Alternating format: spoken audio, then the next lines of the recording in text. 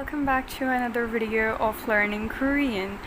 So in this video I'm going to tell you guys how to make a word structure in Korean, but before that you have to watch my previous video which I've uploaded about the consonants and vowels, which is basically the basics of Hangul, the Korean alphabet. If you haven't watched that video, you won't be able to make word in Korean. So make sure to check out that video and learn Hangul before this. So let's start for now. So basically in Korean there is always a combination of the two, which is consonant and vowel. You cannot write single vowel or a single consonant. It won't make any sense. It won't make any word. So we can make a word with consonant and vowel, or consonant, vowel, and consonant. Like there are two ways to write a word, which can be the consonant and vowel one or consonant, vowel, consonant. So first of all, we're going to discuss the consonant and vowel one. So basically, if we see over here, this is the first form, which is the consonant and vowel form, and this is the vertical form. You can write it as in vertical or in the horizontal form. So if we see over here, basically we have this is a consonant which is pronounced as B or bu, and this is the vowel which is O. So this becomes bo, and in Korean bo means to see, and that's it. But you have seen over here that there is a da over here, which is this is D and this is like off. So this is like da, so it becomes boda. So if you're gonna be confused over here, so let me tell you this first, that in Korean with every word there comes da, and basically da is the dictionary form of a word. Like you can just remove this da when you're using a word or you're speaking in Korean, because this is just the dictionary form that if you're gonna search a word in Korean dictionary, you have to put this da with that word. So with every word there comes a da. So this da is basically the form, dictionary form. So you don't have to be confused over this one. So this is basically boda, which is to see. Alright, this was the vertical form. Now we see the horizontal one. This one is basically B in E, B. So B is rain. So with this da comes, which is the dictionary form, this is bida, which is rain. Alright, now the other form of combination is consonant, vowel, and consonant one.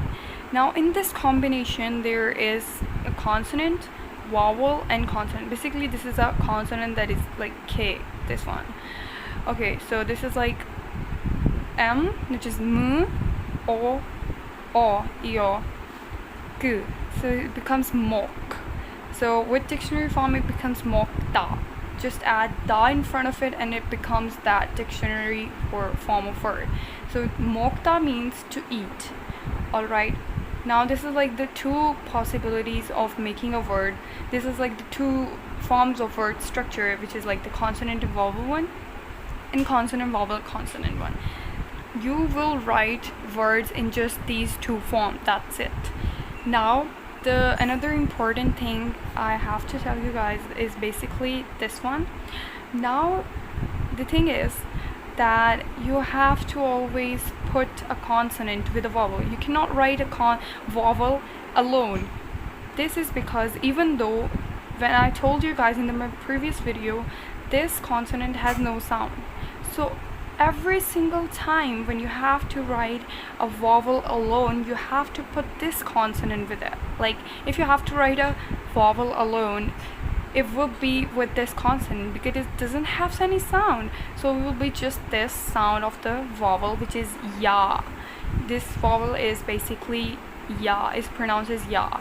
So if you write it, it is the correct form to write it with a consonant.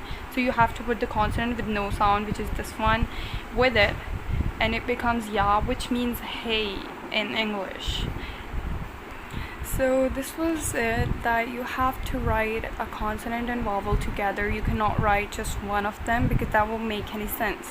So this was all the word structure that I have to tell you guys. Now we will do a little vocabulary. We're just going to do the basic vocabulary, nothing at all, just the basics, so that you will understand how to make a word or the structure of the word of Korean. So the first word over here is basically this one, which comes as consonant, vowel, and consonant. Now these are like the double consonant, like there are two consonant over here, which is R and K. So there are like two consonant. I'm going to explain these double consonant in my next video, so stay tuned for that. But for now, this is like consonant, vowel, and consonant. And the da with this one is ikta, which is to read. This means is to read. This is like the basic word you guys have to know. Then we have over here is this consonant, which is su, and this one is the vowel, which is u, so it becomes su. Su da means to write. Then we have is this one. This is the consonant, vowel, and consonant, which becomes mal ha da. So this is also a consonant and a vowel, so it becomes mal hada, which is to speak. Then we have another one is this one. This is consonant, vowel, consonant, and it becomes d. This is d, u, d, dud. It becomes dud da, to listen. Okay, so this one is basically m, like mu, and a, ma.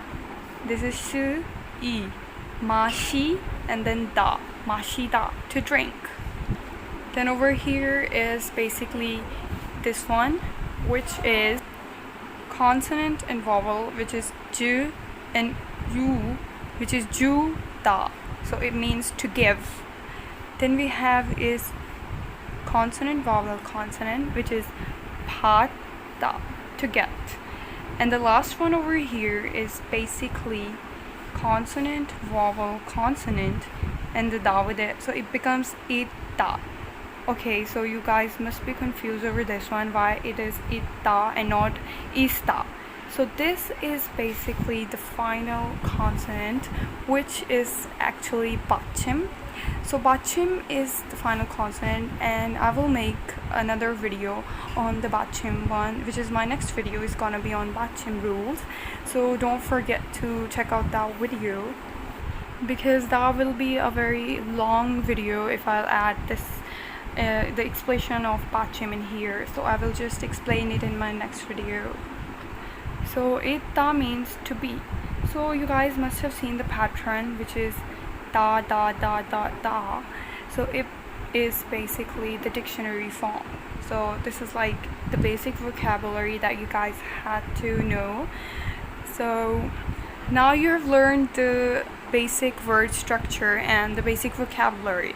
Now my next video will be about the bachim rules, so don't forget to see that one as well.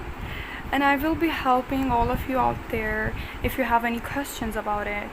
And because I'm also learned Korean by myself, so I had to like give away this opportunity to all of you as well to learn it by yourself with these helpful videos that I'm making for you guys. So don't forget to check out the whole course that I'll be sharing with you guys, which will be in the future. That will be all the sentences and all the things that you need to know or learn about Korean. I'll be helping you guys very much. So if you have any questions, just drop them in the comment section and I'll be answering all of them.